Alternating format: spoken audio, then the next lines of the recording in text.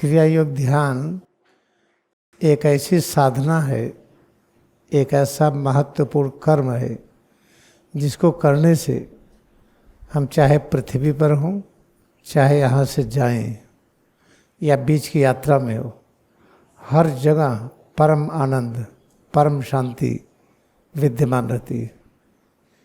हम निर्भय होते हैं।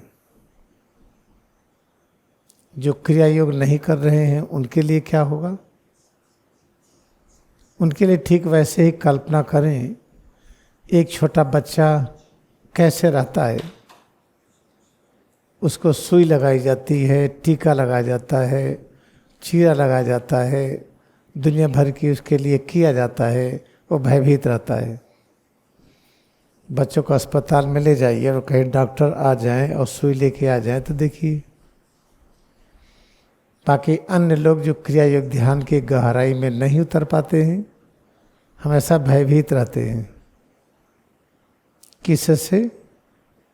जो हमारा ईगो कॉन्शियसनेस है, इसके दो रूप हैं।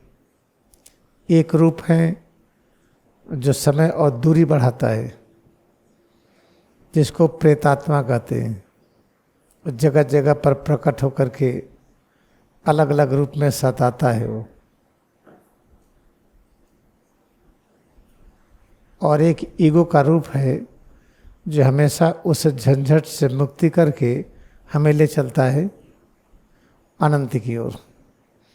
एक प्रेतात्मा है जो भटकाता है। प्रेतात्मा कहते किसको है? भूत कहते किसको है? वो दिखाई नहीं पड़ते। प्रेतात्मा दिखाई नहीं पड़ती, देवता भी नहीं दिखाई पड़ते। ईगो का एक रूप जो देवता है, ईगो का दूसरा रूप प्रेतात्मा है। दोनों दिखाई नहीं पड़ते हैं और दोनों परेशान करते हैं। तो क्रिया योग में ऐसी सुविधा है कि इनमें से कोई भी परेशान नहीं करेगा। प्रेतात्मा भी मदद करेगा और जिसे हम देवता कहते वो भी मदद करेंगे। तो कितनी अच्छी बात है। आप करिए, हर प्रकार के झंझट से, कष्टों से मुक्त हो जाइए। और ऐसा होता है, 100% गारंटी। आप करके देखिए। अच्छी तरह से याद रखिए, जैसे स्वामी तीसरे गिरी हैं, जब पृथ्वी पर थे तो परम आनंद में थे, भय रहित थे। और जब पृथ्वी से वो गए सूक्ष्म जगत में तो हिरण लोक में हैं, वहाँ भी बड़े आनंद में हैं। तो हिरण लोक है कहाँ? हिरण्य लोक का 2 फॉर्म है। एक है लघु मिनी जो अपने अंदर विद्यमान है, एक है विशाल मैक्रो ब्रह्मांडी जो चारों तरफ है। जैसे आसमान बाहर भी है, अंदर भी है, पानी बाहर भी है, अंदर भी है, ऐसे हिरण लोक का अंदर भी है, बाहर भी है। इसका अर्थ ये हुआ कि 31 गिरी अंदर भी है, बाहर भी है। तो हम कितने भाग्यशाली हैं कि अगर हम परमहंस योगानंद की तरह डेडिकेटेड स्टूडेंट हो जाएं क्रिया योग के और 31 गिरी के परम भक्त हो जाएं, तो होली साइंस जो लिखी है उसका ज्ञान अपने आप आ जाएगा। क्योंकि अधिकतर ज्ञान ट्रांसफर होता है, बोलने से नहीं होता है, पढ़ने लिखने से नहीं होता है। कैसे ट्रांसफर होगा? जैसे फैक्स मशीन है, एक तरफ पेपर डालिए और दूसरी फैक्स मशीन में निकलता है, तो दोनों फैक्स मशीन का फ्रीक्वेंसी सेम है। ऐसे जब 2 की फ्रीक्वेंसी सेम हो जाती है, 2 के बीच शिकायत शून्य हो जाता है, तो बिना कहे ज्ञान ट्रांसफर हो जाता है। अच्छी तरह से याद रखिए कि जब हम क्रिया योग ध्यान करते हैं तो जन्मों जन्मों की इच्छाएं पूरी होती हैं। चलो हम बिना क्रिया योग ध्यान किए हम सभी इच्छाओं की पूर्ति करें। एक एग्जाम्पल है कि हर राष्ट्र में, सभी देशों में किस तरह से लोग खाते हैं। चाइना में कैसे खाते हैं, नॉर्थ अमेरिका में, मिडिल ईस्ट में, भारत के दक्षिण भारत में, उत्तर भारत में, बंगाल की तरफ, जम्मू कश्मीर में, हर जगह पर कितने वैरायटी खाना है। हमको भाई सब खा करके आनंद लेना है। ठीक है, आप जाइए, हर जगह खाइए, आनंद लीजिए। तो क्या पाएंगे? गैस बन रही है, एसिडिटी हो गई, फ्लैटुलेंस हो गया, दुनिया भर की प्रॉब्लम हो गई। तो इच्छाओं की पूर्ति में तो दुर्दशा हो गई। एक इच्छाओं की पूर्ति में स्वाद। अगर सारी इच्छाओं की पूर्ति करेंगे, म्यूजिक से संबंधित, दृश्य से संबंधित, गंध से, स्पर्श से, मन की विलासिता, बुद्धि की विलासिता की इच्छा, तब तो ऐसी दुर्दशा होगी पूछिए नहीं।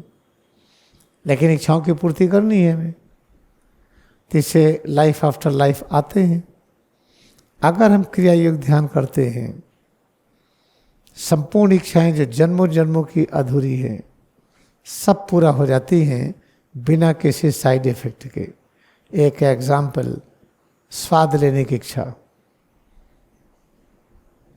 तो जितने प्रकार के खाद्य पदार्थ पृथ्वी पर बन चुके होंगे, जितने फल और अनाज वगैरह रहे होंगे, और जो हैं इस समय, जो भविष्य में आएंगे, जितने लोग हैं, जितने वैरायटी बना के खाते होंगे, कल्पना करिए जब आप क्रिया योग ध्यान करेंगे तो बैठे बैठे आपके ही स्थान पर संपूर्ण स्वाद की अनुभूति इस तरह से होगी, उससे ज्ञान बढ़ेगा।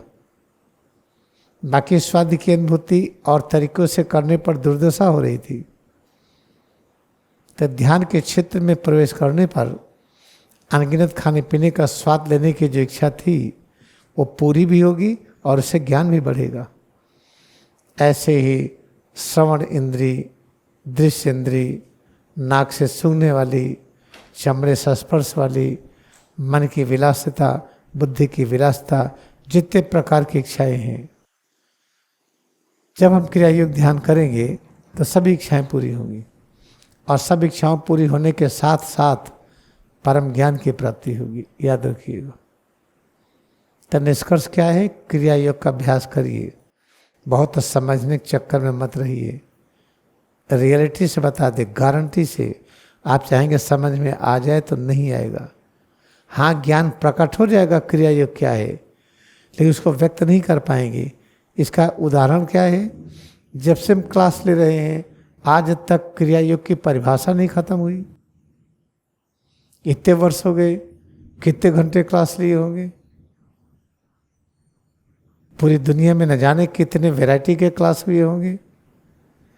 अगर क्रिया योग की परिभाषा भी हम नहीं खत्म कर पाए तो क्या समझते हैं कि किताब पढ़ करके या सुन करके ज्ञान मिलेगा? नहीं, अभ्यास करिए। जो कुछ हम बताते हैं इसलिए का अभ्यास करने में मन लगे। जिसका अभ्यास करने में एकाग्रता हो गई, कुछ सुनने की जरूरत नहीं है। हम लोग की इच्छा होती है ना कि हम प्रकट हो जाए, अदृश्य हो जाए, ये भी इच्छा पूरी हो जाएगी।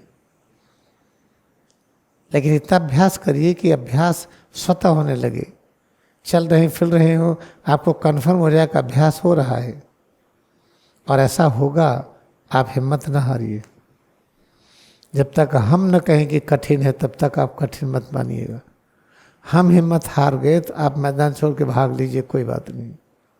अगर हम हिम्मत नहीं हारे हैं तो आप हिम्मत न हारिए।